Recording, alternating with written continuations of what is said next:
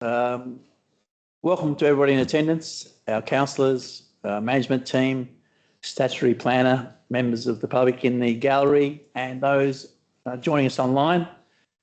Welcome to the August meeting of council. Again, a significant amount of work to get through, some big decisions to be made. But again, I should advise before we start the meeting that this council meeting is being videoed and recorded. The digital recording of the meeting will be made available to the public on council's website within 2 days. Of the meeting will remain available on the website for a minimum period of 12 months.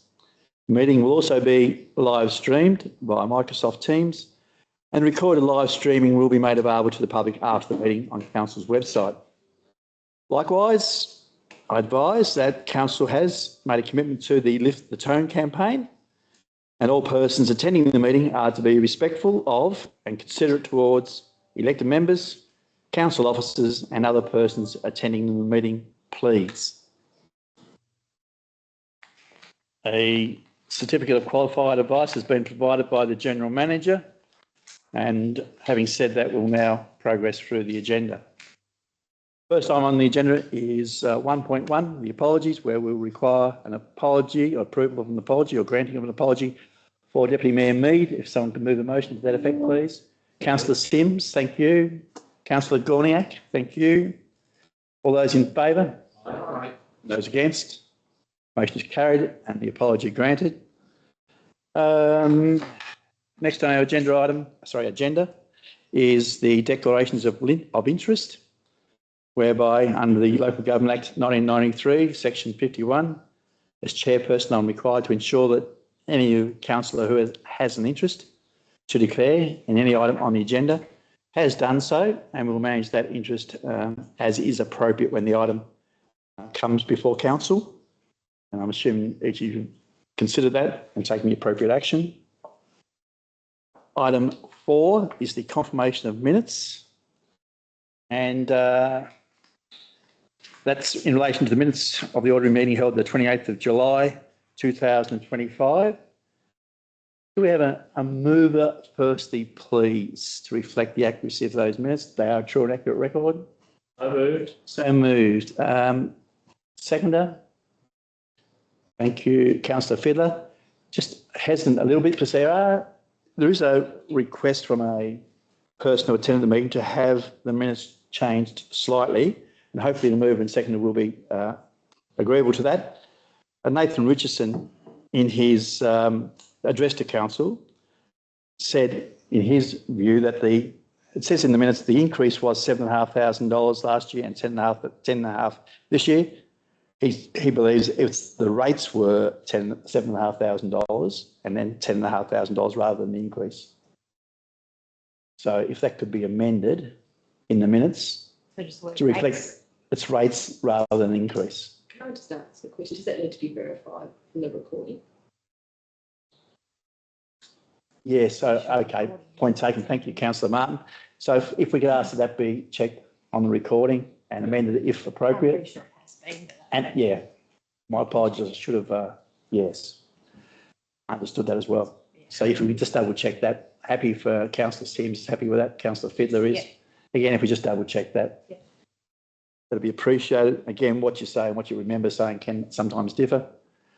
If there's no other questions or queries in relation to the accuracy of the minutes, I'll put the motion. All those in favour? Aye. And those against? The motion is carried. Next item on our agenda is, I believe, turned too far. 6.1, the mandatory online learning for local government election candidates. It's under the notices of motion, and we have a notice of motion from Councillor Sims, and we have the report relating to that notice of motion.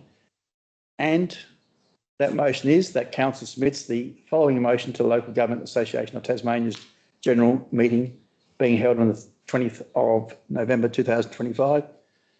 The details of that are included below on our agenda. I'm assuming Councillor Sims, you'd like to move the motion? Yeah, I'd like to move it. Is there a seconder? Councillor Fiddler, thank you. Councillor Simms, would you like to speak to the motion? Yes, I would have. Pleasure in putting the motion forward. Over the last 10 years, I've seen that council role has really increased with the dealing with financials, budgets, setting of rates, and councils having to act as a planning authority, which really you need a 7-year uni degree to understand the rules and regulations of that.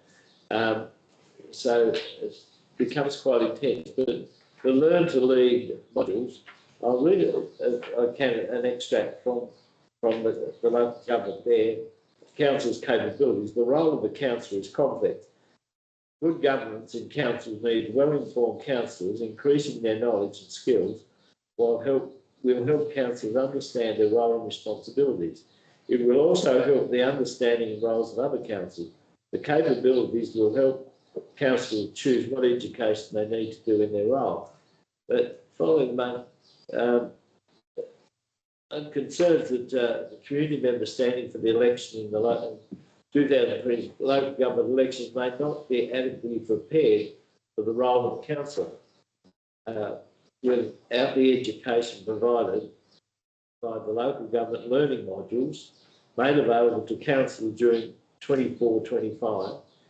The concerns that the community members may be successful in securing a role as a councillor following an election and surprised as the role actually is. And with this in mind, proposed that the state legislation intending potential candidates prior to the nominating for the 2026 local government election should be required to complete Learn to Lead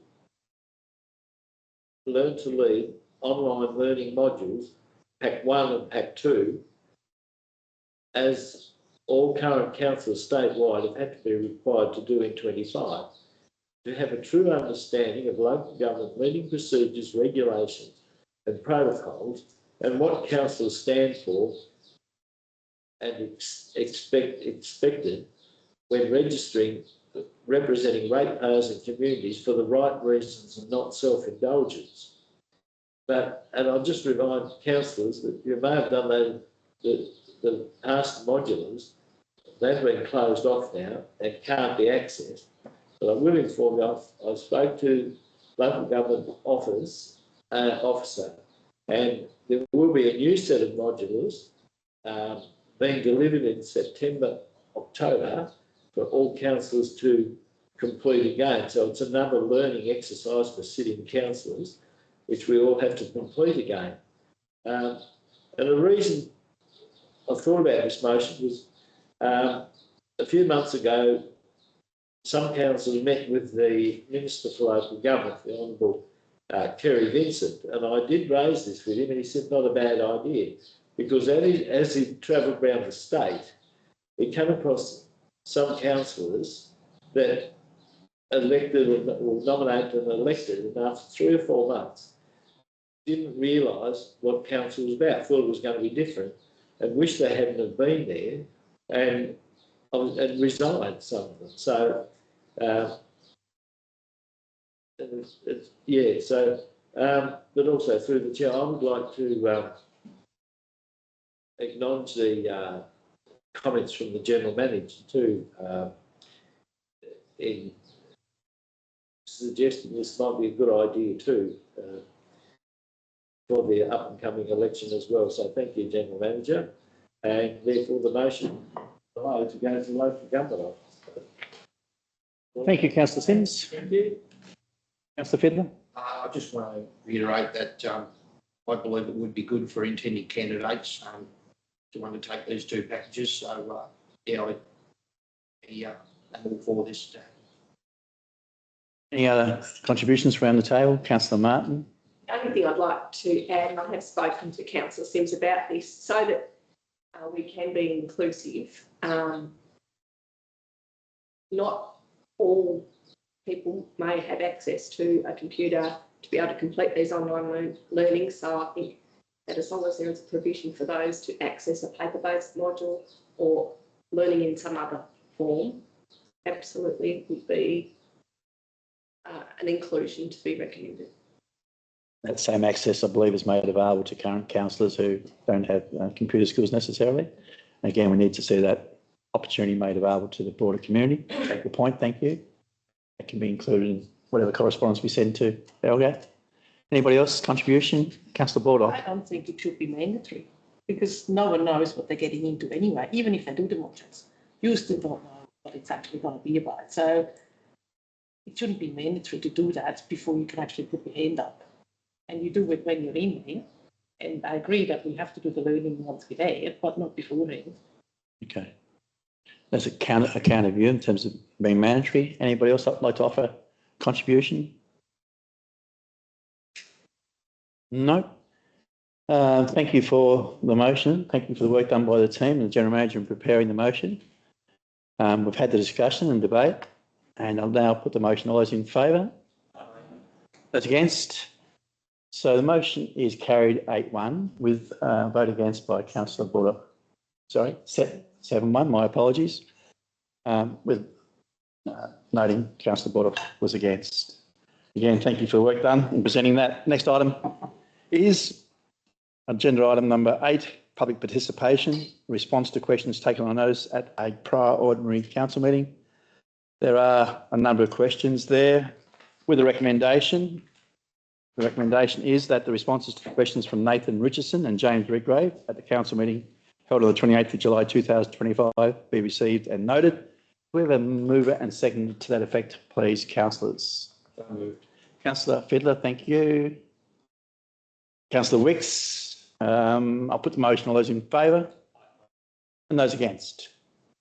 Motion is carried. Thank you. Next item is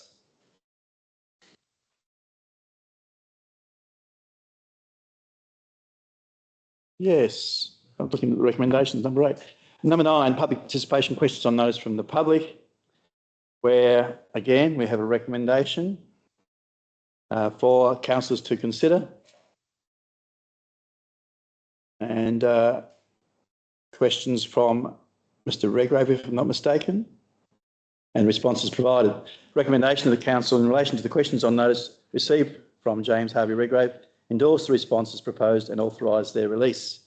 Mover and seconder to that effect, if we could, please. Again, Councillor Fiddler and Councillor Dorniak, thank you. Again, we don't debate those. Put the motion. All those in favour? Those against? Motion is carried. Thank you. Item 10 is public participation questions without notice from the public, whereby there's an opportunity provided by council at every meeting for members of the public to ask questions of council in relation to council activities. And I'm assuming tonight there aren't any questions. So we will move on from that segment and we will go to agenda item 11, which is where, as chair, I advise the meeting and those listening that in accordance with clause 29(1) of the Local Government Meeting Procedures and Regulations 2025, I advise the council will now act as a planning authority. And in that capacity, we will consider a development application at 11.1, that is at 89 and 91 Club Drive and Lot 5 Club Drive at Lot 1 Burgess Drive, Shearwater, a proposed extension to residential aged care facility and development of 84 independent living units, a community centre and vehicle parking. The report author in this case is Andrew Newton, our Statutory Planning Officer, and the recommendation for the record is for approval with conditions. And when we talk about conditions, I believe there's about 24, 25 conditions if the DA is approved. Recommendation is clear. Do we have a mover and seconder, please, councillors? Councillor Martin, thank you, as mover. Do we have a seconder? Councillor Sims, thank you. Councillor Martin, I assume you're happy to hand over to our statutory planner, This is big. Andrew? Yes, Andrew, we're in your hands. I think it's really useful, apart from the information we've already provided in the report, but again, for the meeting and those viewing, I think the presentation will be really worthwhile. So looking forward to that. Thank you. Thank you, Mr Mayor. Thank you, councillors. Good evening, everyone. Yes, to put it as per what was just said, this is a big development for Club Drive and Shieldwell. So the existing Rubicon aged care facility, Shieldwell, which I've highlighted there on the aerial imagery. The application that we have received is for development for extension to the existing aged care facility, as well as 84 independent living units. So this is the site plan that's been received. And I'll go through each of the individual components shortly, and I'll briefly discuss the discretions within each of those. It's not surprising that for a development of this scale, that there are a number of discretions that are treated throughout the assessment for a varying number of matters, and obviously that they've been touched on within the report. We go back to the site plan. Around the northern and coming down the western side of the existing facility are a number of independent living units. These are all nominally 2-bedroom units, 3 different designs, often mirrored back to each other. So each comprise of 2 bedrooms, open plan living, dining, kitchen areas, bathroom, laundry facilities, and parking for 1 vehicle. Cladding materials are typically cement sheet, painted cement sheet cladding, various styles, as well as colour bond roof cladding. There are a couple of discretions for those. 20 on the northern side seeks a reduction in setback. Some of the units require a variation for in consideration of sunlight to private open space. This is particularly the dedicated decks allocated to each unit. 2 units are also in closer proximity to the shared driveway, so that is concerning. Headlight intrusion, vehicle noise need to be considered as part of that. Southern part of the site, there are a number of apartments proposed. These have a maximum overall height of just over 10 metres, 3 stories. Again, with 2-bedroom apartment type layouts. That's a close up of the site plan below, showing the location of those units along the southern boundary. Site photo there for context, which is taken from close to the boundary of Lot 5, which is the stuff that should be seen there. Lot 5 is the easternmost stub adjoining Burgess Link.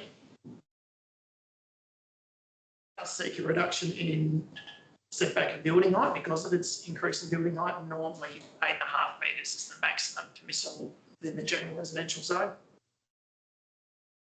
To assist in understanding the scale of the development, some photo montages were also provided with the application to understand how they would sit within the existing landscape. In terms of the assessment against the performance criteria, no, it's a fairly straightforward assessment. The general residential zone is mainly geared for impacts to adjoining residential uses such as visual bulk and overshadowing. Property does back onto the industrial estate to the south. Very minimal impacts in terms of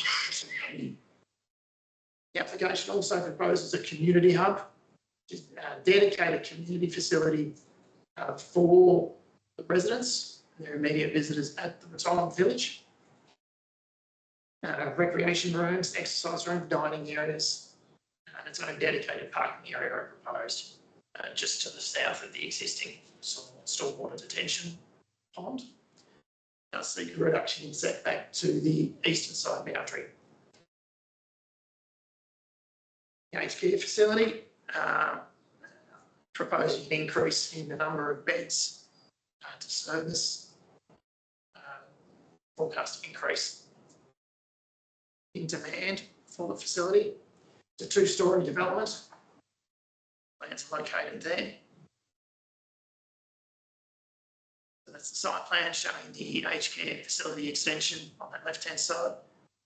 91 Club Drive, which is shown closer to the roundabout, proposed communal residence, which is for the staff accommodation, is proposed on that property. The stairwell, which is an external stairwell, is located closer to the side boundary, adjoining that residence than the actual main building itself. And that just triggers the building envelope, so that triggers the discretionary assessment for that component there as well. In addition to that, the existing car park is proposed to be reworked to provide additional vehicle parking to service the proposal. An additional 98 parking space car park is located in Burgess Drive to the south of the site as well. 3 representations were received following exhibition of this application. Councillors, I trust you received a copy of those representations prior to tonight's meeting. The concerns that those issues that have been raised have been considered within this report. Noise impacts broadly were raised as a concern. Stormwater impacts were raised as a concern.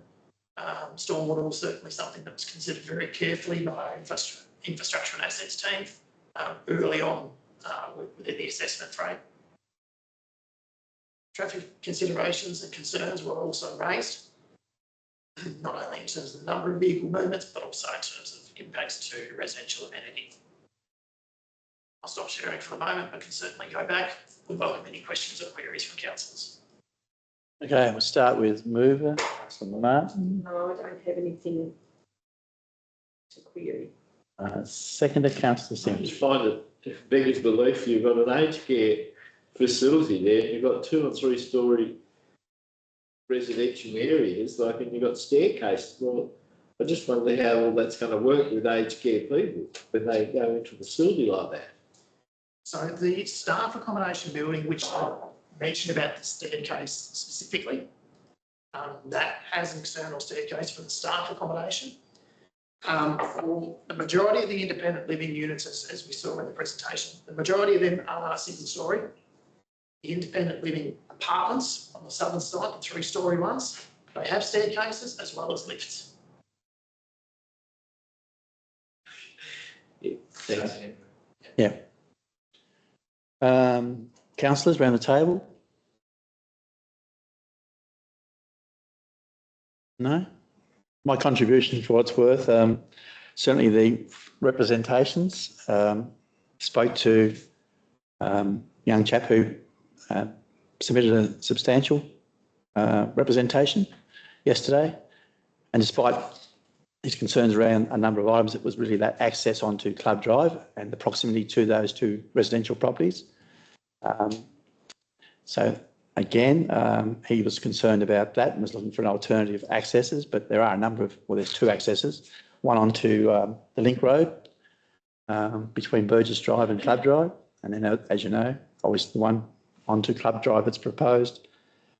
But that was a really interesting conversation, and I thank him for his contribution. I note that all the considerations that he raised have been addressed somewhat, responded to. Likewise, the representation regarding the suggestion that's on a former landfill site.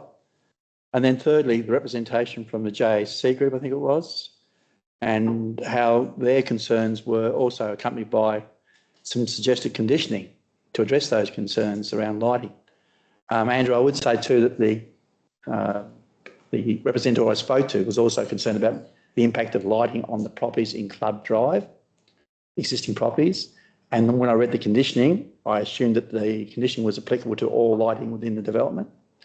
Now, I assumed that would be the case, which would then hopefully alleviate some of the concerns he had, because the lighting would be at the back or the rear of those properties that face Club Drive. Apart from that, I didn't have any other concerns that weren't addressed in the report. And again, I think it's such a detailed, comprehensive report. The application itself was really well framed and supported. I particularly am grateful as a member of the Planning Authority for the renders that were provided, the visual representations. I think that's really helpful, understanding the scale and bulk of the 3-story development, particularly along the back of the industrial area. And again, it helps us understand and consider the impacts outlined in the report. So again, thank you for the work you've done on our behalf in preparing the report and the presentation tonight. You'd like to add something? Just one other thing I'd like to add, if I may, Mr. Mayor. I'll bring up the site plan just for context. So in terms of the recommendation, as discussed, there are 25 conditions. Condition 2 requires some amended plans. And there are 2 amendments that are sought. One is for a privacy screen, adjacent to Unit 28. Second is in relation to the car park at Burgess Drive. The walkway. Current form does not have dedicated pedestrian access. Yep. So, and this was more me mulling this over shortly after the conclusion of the assessment. Now, the car park could be reworked to provide a pedestrian path down the middle. Most likely be then a one-way circulation car park.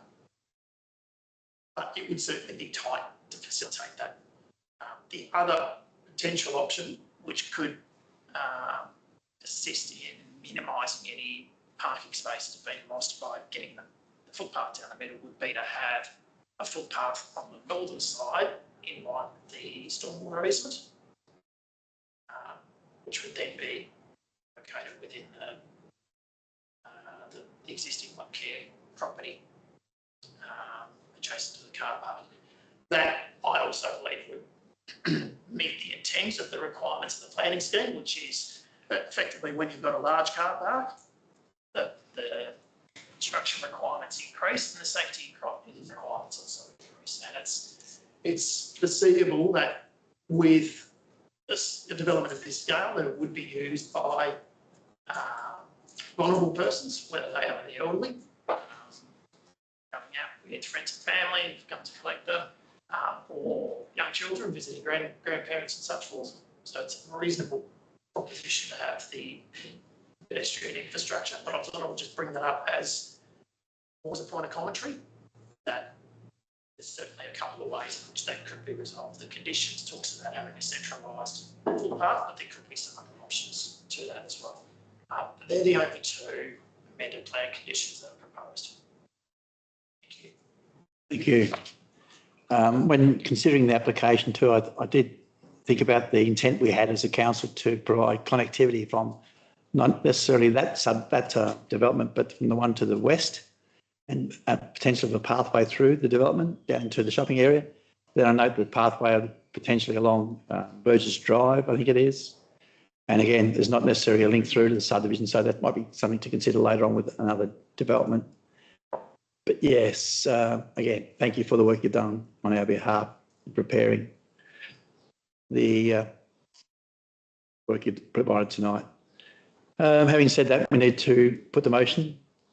All those in favour? Those against? The motion is carried. Again, thank you, Jan and the team, for all the work you've done.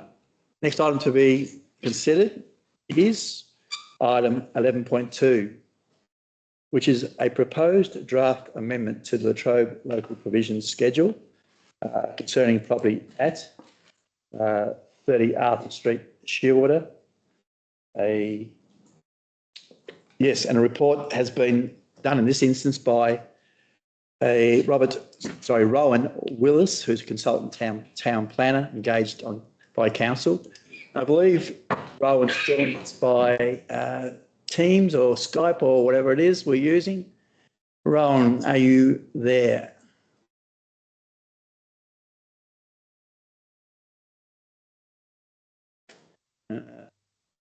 Technical expert Sarah's endeavouring to engage.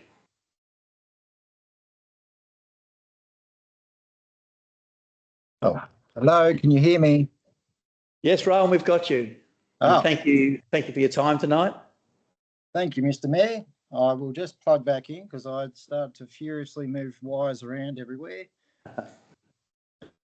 I think, can you hear me? You can hear me okay? Yeah, but before we get you before we get you to present, we have a DA before us, as I said. We have a recommendation and we need a mover and a seconder if we could. Is there a mover for item 11.2, the draft amendment? Councillor Fiddler, thank you. And around the table, a seconder if we could. Thank you, Councillor Gorniak. Councillor Fiddler, I assume you're happy to have Rowan present. Rowan, we're in your hands. Thank you, Mr. Mayor, and good evening to you and to your fellow councillors. Council has received a request to amend the local provision schedule of its plan scheme, the Tasmanian Plan Scheme Latrobe, for the purposes of rezoning land at 30 Arthur Street, Shearwater, from its existing future urban zone into general residential zone. And now, by way of a brief explanation, the future urban zone is effectively a holding zone. I've elaborated on that in the report. But for land that is strategically earmarked for future urban development, particularly residential, but which typically requires further planning and infrastructure assessment before it is appropriate to rezone for intensified residential development purposes. So the step of amendment initiation that is recommended to the Planning Authority here tonight is very much an integral part of the strategic diligence journey that is required to advance that zoning transition. So with the subject land being a little over 2 hectares in area, the proposed rezoning to general residential zone, which as we know has a minimum lot size of 450 square metres, would enable future subdivision of approximately 25 to 30 lots being created from this parcel of land. Physically, the land is largely cleared. It is gently sloping along a west to east gradient. It's around about 28 to 32 metres above sea level. And as illustrated in the planning report, it is situated immediately west and adjoining to the established urban residential area of Shearwater. Reticulated water and sewer are in proximity to the land with network capacity available for each service. Reticulated stormwater can be made available to the site with some on-site detention necessary to support capacity and to minimise excessive volumes entering the network during high rainfall periods. The local road network of Arthur Street is designed and formed to a sufficient standard to absorb the additional usage that would be created by potential subdivision of the land in future. Now, strategically, and as necessarily reviewed at length within the planning report, the proposed rezoning demonstrates alignment with key strategic imperatives identified at the local, regional and state levels. At a local level, Council's residential demand and supply study, the REM plan study, that was unanimously endorsed by Council in September last year. It projects that courtesy of a continuing strong pattern of strong demand for land in the Port Surrell settlement, population of the settlement by 2046 will be more than double the population it was in 2021. The study also projects that the vacant urban land supply for the settlement needs to grow by approximately 1/3 to accommodate this growth. So in essence, this study is projecting a looming housing shortfall for the settlement if action is not taken in an orderly and timely manner. At a regional level, the Cradle Coast Regional Land Use Strategy wants to see urban settlements like Port Surrell settlement equipped with a land supply sufficient to meet forecast need for a period of up to 20 years supply. 10 to 20 years is the range that it likes to see, but certainly pushing towards 20 years where the necessary diligence and steps can be taken to accommodate that. And at a state level, the state's policy and legislative frameworks want to see urban residential supply directed to locations that, amongst other matters, allow for efficient connection to existing water, sewage, stormwater and road networks, where identified hazards can be appropriately managed to an acceptable level, and where the supply will support compact, well-serviced settlement growth close to services, close to schools, recreational areas and activity centres. So in essence, the proposed rezoning represents a logical and strategic extension of Shearwater's urban area. It addresses a clear housing need, makes efficient use of available infrastructure and can be delivered with manageable environmental impacts. As such, it is considered that the proposed amendment furthers the objectives of and other requirements of the Land Use Plan Approvals Act 1993 and is consistent with the Cradle Coast Regional Land Use Strategy, Tasmanian State policies, and the Latrobe Council Strategic Plan. The amendment is therefore considered to be in accordance with local provision schedule criteria provided at Section 34 of the Looper Act, and subject to the recommendation being supported and not seeking to preempt on that, but and a draft amendment for the request being certified. Just helpful to take, I suppose, councillors through the next steps post certification, what that would involve. So, firstly, sending a copy of the draft amendment and its instrument of certification. Planning Authority would take care of that to the Tasmanian Planning Commission within 7 days of the certification. The Planning Authority would then notify the relevant agencies, state service agencies and state authorities that the Planning Authority considers to have an interest in the draft amendment of the date on which the public exhibition period for the draft amendment is to begin. The Planning Authority would then cause the draft amendment to be publicly exhibited for a statutory 28-day period, worthwhile noting that the exhibition notice that goes into the newspaper has to be advertised twice during that period, and during which time representations supporting or objecting the amendment can be received.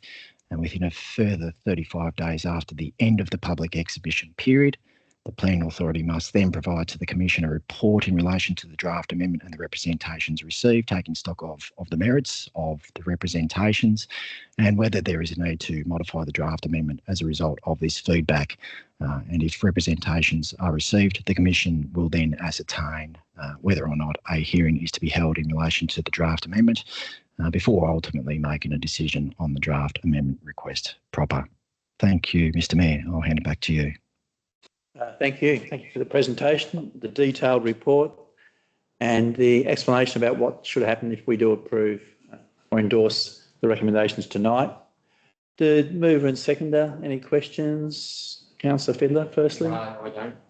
It's quite a busy report, so want to fit in there, but I'm happy to approve the recommendation.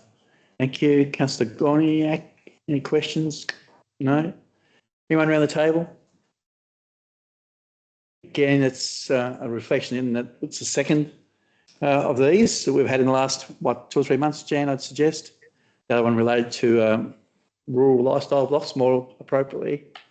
And it's reflective of that continued growth expectation, and that expectation being delivered out of Portsarella, the greater Portsarella area. Not surprising that we're getting these requests and applications. So I'd like to thank you, Ron, for the work you've done on Council's behalf in the presentation tonight and the detailed report, as Councillor Fiddler said. Having said that, I'll put the motion. All those in favour? Those against? The motion is carried. And again, thank you, Ron, for your time tonight. Thank you, councillors. Yeah, thank you. If you would ask Councillor Baldock to step back into the meeting.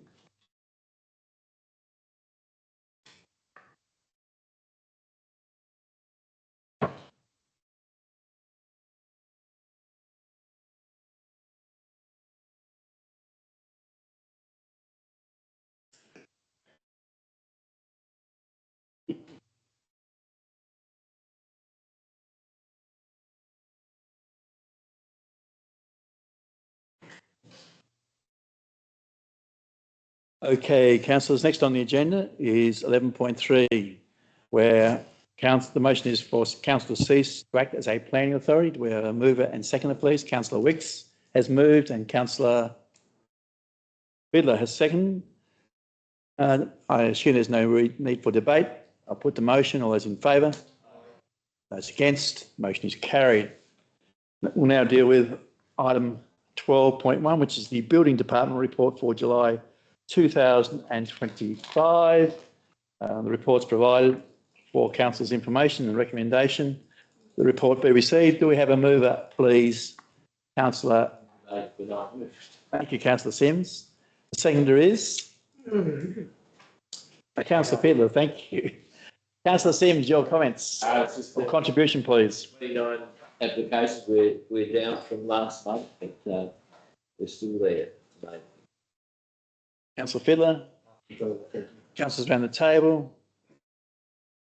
Some personal observations from me then. Pleasing to see the application in for development at the country club at Shearwater. Extensions to the alterations, I should say, to the restaurant out there. Likewise, Tasport's doing some work out at the airport. And again, another major expansion, potentially, of the cool stores up at Cherry Hill, amongst others. Having said that, any other comments, questions? If not, I'll put the motion. All those in favour? Aye. And those against? The motion is carried. 12.2 is the Planning Development Application Status Report for July, with a recommendation that that report be received. A mover and seconder, if we could. Happy to move. Thank you, Councillor Sims. Seconder. Thank you, Councillor Fiddler. Councillor Sims. No comment. Thank you. Unusual, but still. Councillor Fiddler. Nothing further. It's in the report there. Thank you. Any questions or queries? Councillor Wicks. Just a matter of process, spelling of status in the headline there. Thank you. Thank you. Noted. Any other contributions or questions or comments? If not, put the motion. All those in favour? Aye. Those against?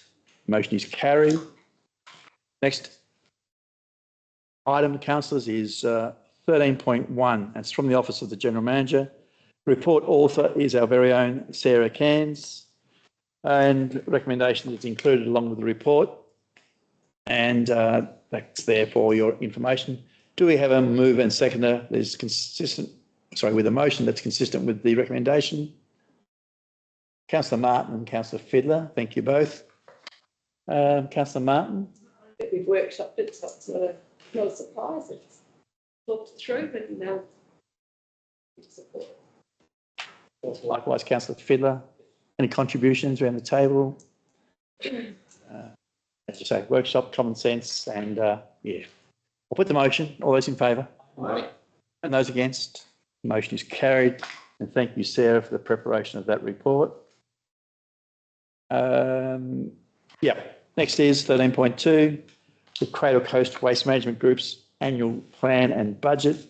Report author is the CEO of Darwin Regional Waste Management, Veronica Schilling. Authorising manager, our general manager, Jason Brown.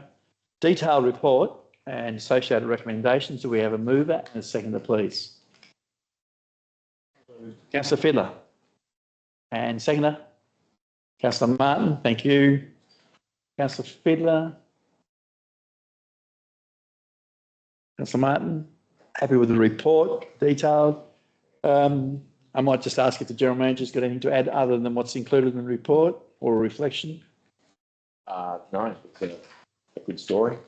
Some further funding coming through, hopefully once all the election washes through. But yeah, look, it's been quite insightful to be part of the GM forum and get to understand some of the detail around some of this good work and being able to direct some of the waste that would normally go to landfill into some of these resource areas. And the education piece has been quite insightful as well. So lots more to come in this space, which is quite good.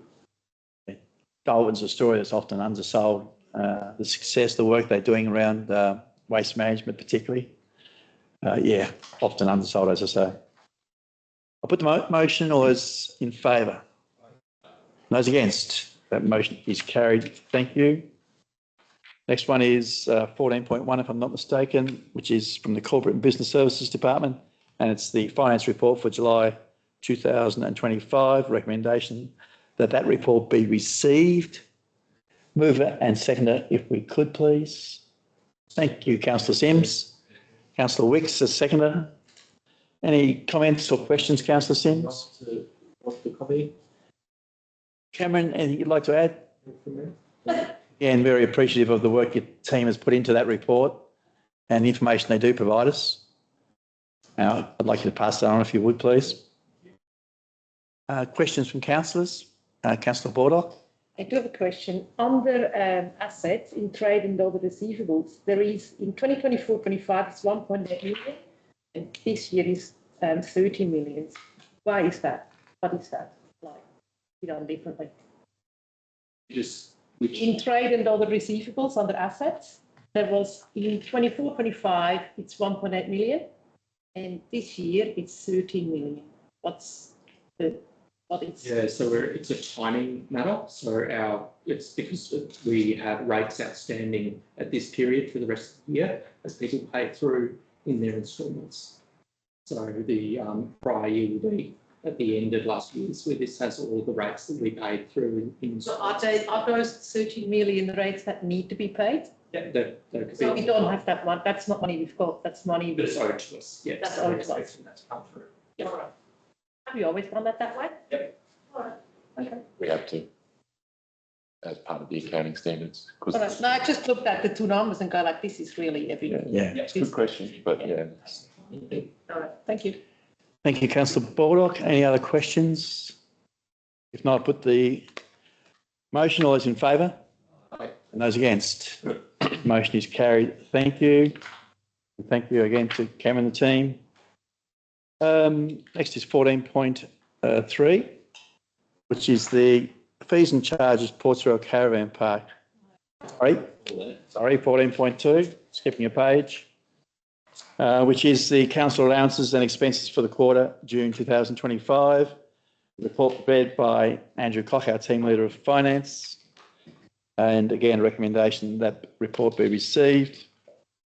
Mover and seconder if we could. Thank you, councillor Wicks. Seconder, councillor Fiddler. Councillor Wicks. No, it's again about openness and transparency in reporting. Any queries, questions, councillors? If not, I'll put the motion. All those in favour? Those against? Motion is carried. Now we'll deal with 14.3, which, as I said, was fees and charges at the Ports Royal Caravan Park. The report author is our team leader of community and economic development.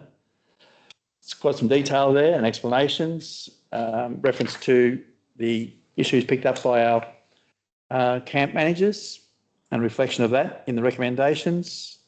Do we have a mover and seconder, please? A reluctance around the room. Councillor Martin, thank you. Chance to get your name in lights. Seconder, if we could. Fiddler, yes. Councillor Fiddler, thank you. Councillor Martin. I have nothing to add, only if Cameron to speak to as well.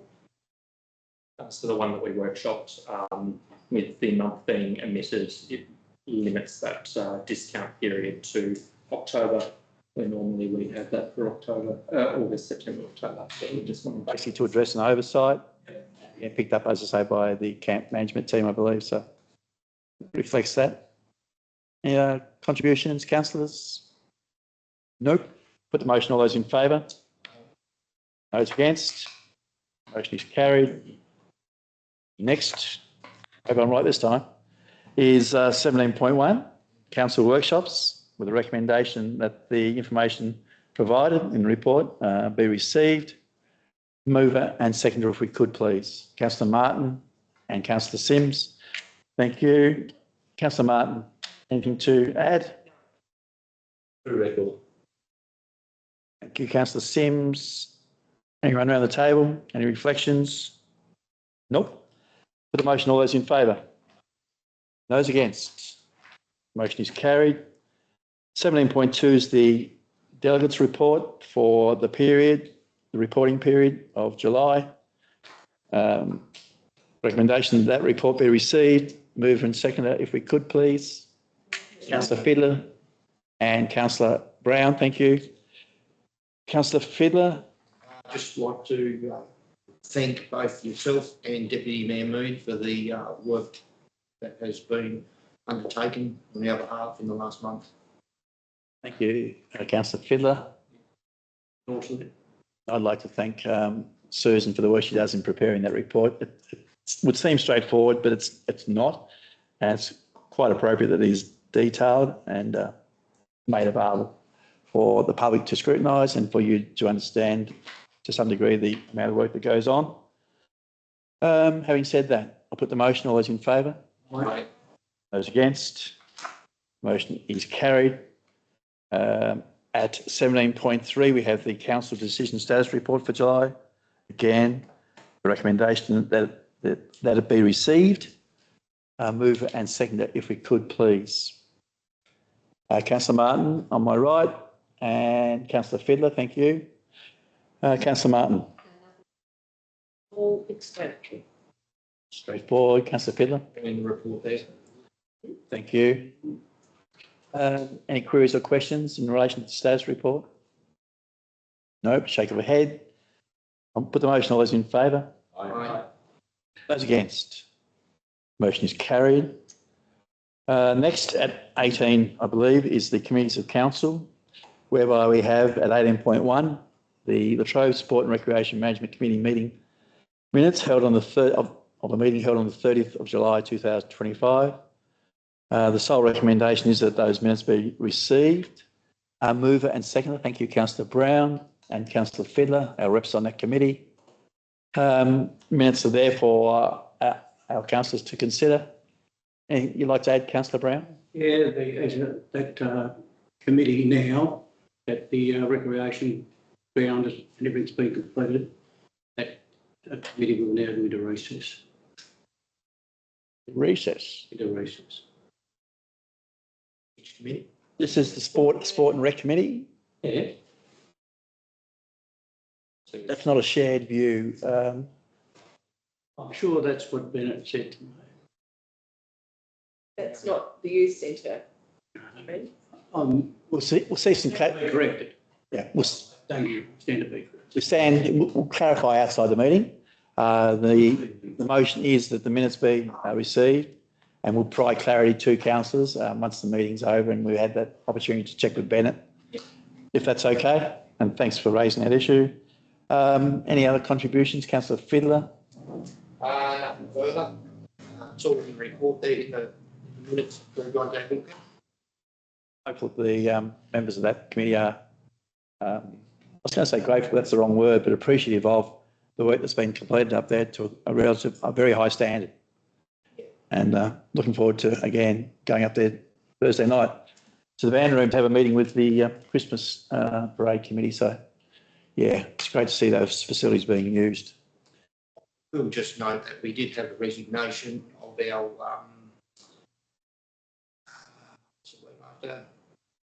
he's our community rep, and that we will be looking for another community rep to join the committee.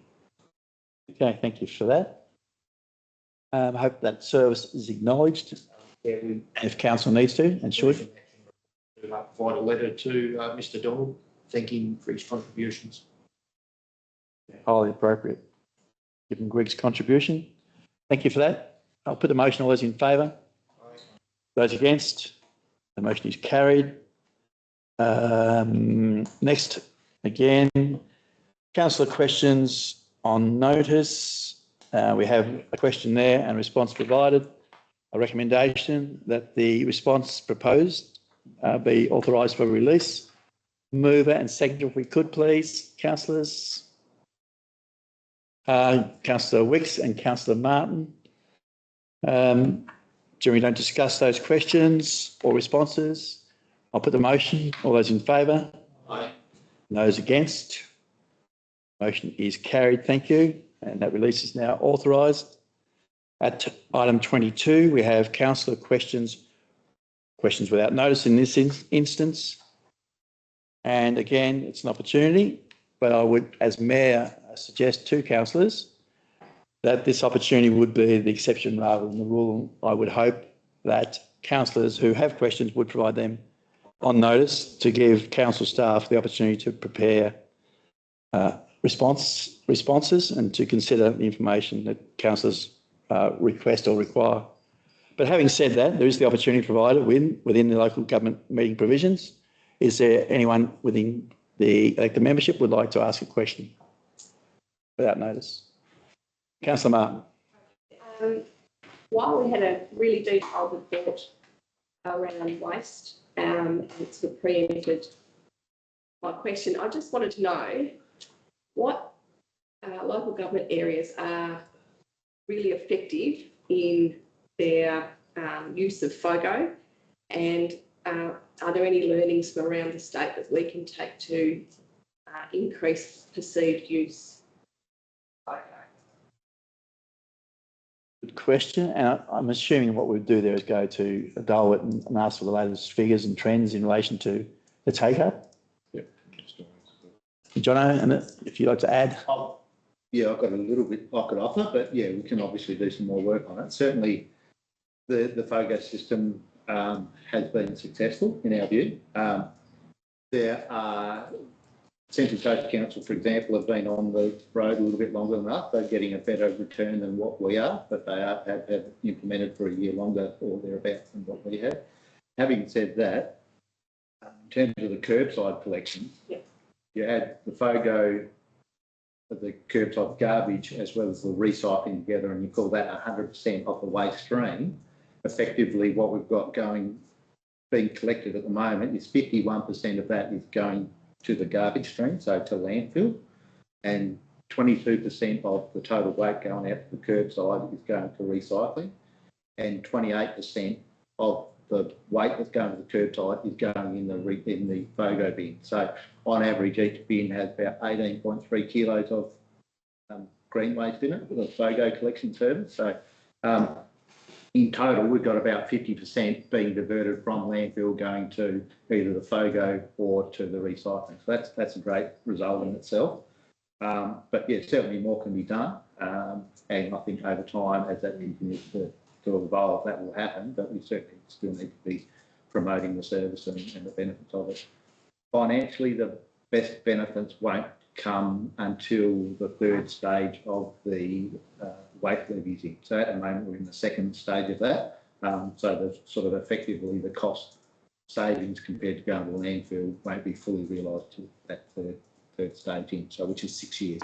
2 years at the nominal $22, I think it worked out. Another 2 years at 44, and then the third step is the 66 or thereabouts per tonne of waste for landfill. Yeah. Really interesting stats available from Darwin and those trends on the council area. I think that'd be useful, and even to publicise that in our newsletter. And again, it encourages people to try and be better, to increase that percentage, to know that we're doing well as a municipality. And I took some information to the high school on last week, Thursday, I think it was, around the waste, and they were really interested in seeing what was being recycled and how FOGO was going. And that was very well received up there, but as you'd expect with the younger generations. But we've got work to do, but I think it's a really positive contribution we could make. Thank you for the question. Dalton did reach out a week or so and look to put some more information around FOGO as well. So this sort of messaging is going to be fairly continual. Appreciating the opportunity to increase the benefits of the FOGO. And it's just something that should be celebrated and among the community. The more community are aware, the more good stuff breeds good stuff. Yeah. Particularly with the additional council coming on board. Bernie, one of them. Warrito, wing it? No. Yeah. So again, we're going to see growth in that space at Darwin. And yeah, encouraging that right across the board is essential. Thank you for the question. Thank you for the response, Jonathan and Jason. Any other questions? If not, we'll now go on to item 23, which is that council now go into closed session to consider those items listed for your information. We have a mover and seconder, please, that we go into closed. Councillor Fiddler, thank you, and Councillor Brown, thank you. I'll put the motion. All those in favour? Those against? Motion is carried. If you like, we'll have a couple of minutes and then go into the closed session. Thanks to, Andrew's gone. I'm assuming everybody else is staying, the management team. Yep, no choice.